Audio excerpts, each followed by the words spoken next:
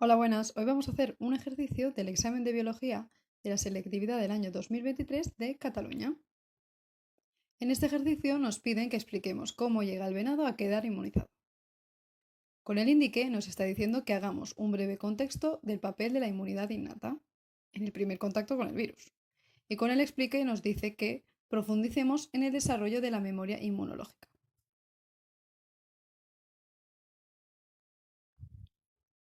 Acordaos que principalmente tenemos dos tipos de inmunidad. La innata o inespecífica, que depende de la codificación del genoma. Es la primera respuesta inmunológica y la más rápida contra sustancias extrañas. Y en ella incluimos células como las natural killer, macrófagos, células dendríticas, entre otras. También tenemos la inmunidad adaptativa o adquirida, que es una respuesta más específica y lenta y no depende de la codificación del genoma. Incluimos en esta inmunidad los linfocitos T y B. Siempre se ha dicho que no habían evidencias científicas de que existiera memoria inmunológica en la inmunidad innata. Pero eso actualmente no es así, y os quería hacer un inciso para que conozcáis la verdad. Hace ya unos años que se descubrió que las células natural killer poseen varios tipos de memoria inmunológica. A partir de aptenos, que son unas sustancias químicas de bajo peso molecular que se unen a otras moléculas portadoras y simulan ser un antígeno. A partir de la infección de virus o inducidas por citoquinas. Debido a que aún se está acabando de estudiar estos fenómenos, no se incluirá como memoria inmunológica si nos preguntan por ello. Pero igual más adelante sí que se incluye, ¿de acuerdo? Lo importante es saber que existe. Lo mismo sucede con las células T gamma delta, que son un tipo de linfocito T que se encuentra tanto en la inmunidad innata como en la adaptativa. La diferencia que tienen estas de los linfocitos T convencionales está en las cadenas que se expresan en sus receptores. Normalmente, los linfocitos T expresan las cadenas alfa y beta y, concretamente, el linfocito T gamma delta expresa las gamma y delta. ¿De acuerdo? Actualmente se están haciendo estudios en los que se proponen las células T gamma delta como terapia alternativa de algunas enfermedades. Pero hasta ahora se ha visto que la memoria inmunológica que desarrollan es débil, por lo que actualmente no se incluyen en la definición propia de memoria inmunológica, si es que nos preguntan por ello en la selectividad. Dentro de la inmunidad adaptativa también tenemos algunas células que vamos a tener que excluir de la definición de memoria inmunológica, ¿de acuerdo? Este es el caso de las células B de memoria generadas a partir de una respuesta independiente de los linfocitos T. Es decir, que estos linfocitos de memoria se generan a partir de la interacción de los linfocitos B con el antígeno, sin ningún tipo de ayuda. El mecanismo por el cual esto sucede aún se sigue estudiando, pero por el momento se ha visto que la respuesta de memoria es débil.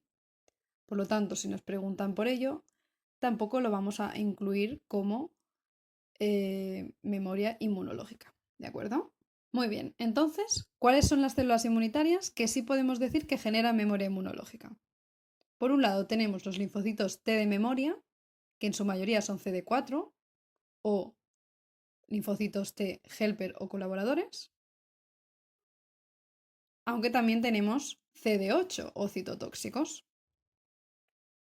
También tenemos los linfocitos B de memoria T dependientes, es decir, que van a necesitar ayuda de los linfocitos T. Más tarde hablaremos más en profundidad de este tema.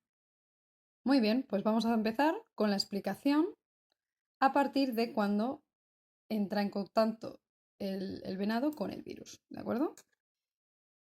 El virus entra al organismo por diferentes vías. Puede ser, pues, por algunas que os he puesto en pantalla, ¿de acuerdo? O también, pues, por vectores, directamente, por mosquitos, por ejemplo. ¿Vale? Lo importante es que la sangre, el sistema circulatorio, va a poder transportar el virus hasta un tejido que va a infectar, ¿de acuerdo? Una vez está en el tejido en cuestión, el virus pues, va a empezar a provocar la muerte de otras células, a infectar a otras todo para que el propio virus se pueda replicar, ¿de acuerdo? Muy bien. Es en este tejido que se va a encontrar con las células presentadoras de antígenos, ¿vale? Algunos ejemplos de las células presentadoras de antígenos son las células dendríticas, los macrófagos, entre otros. Entonces, se los encuentran y las células presentadoras de antígenos los reconocen. Una vez los han reconocido, se va a producir la fagocitosis, ¿vale? Es un proceso que os voy a mostrar a partir de este vídeo, ¿vale? En este vídeo concretamente, lo que se muestra es una fagocitosis bacteriana, ¿vale?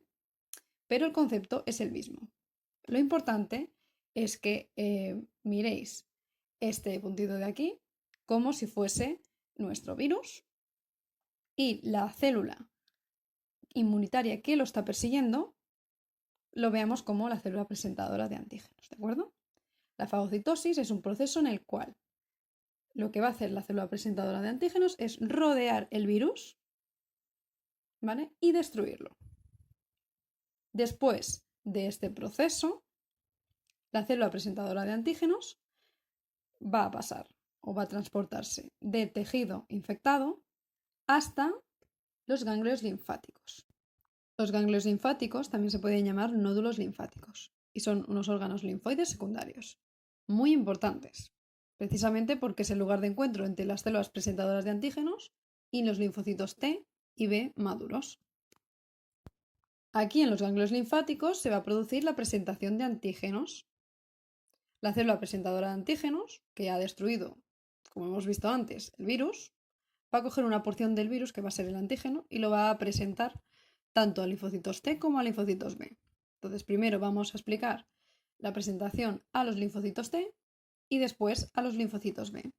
El proceso en las células T CD4 y en las células T CD8 es el mismo. La única diferencia es que las células T CD4 expresan la glicoproteína CD4 y las células T CD8 expresan la glicoproteína CD8. Pero ya veréis que las consecuencias son las mismas. Entonces, las células presentadoras de antígenos van a presentar el antígeno a partir de un complejo de histocompatibilidad, que será 1 o 2, dependiendo del linfocito al que presentan, ¿vale? Si es TCD8, el complejo de histocompatibilidad será el 1, y si es CD4, el complejo de histocompatibilidad será el 2. Pero en nuestra respuesta de la selectividad no es necesario concretar ni siquiera el nombre del receptor del linfocito T, que es el TCR, ¿de acuerdo? Y por supuesto no vamos a poner el complejo de histocompatibilidad, ni el 1 ni el 2, nada. Lo importante es indicar que la presentación de antígenos es entre la célula presentadora de antígenos y el linfocito T. Y ya está.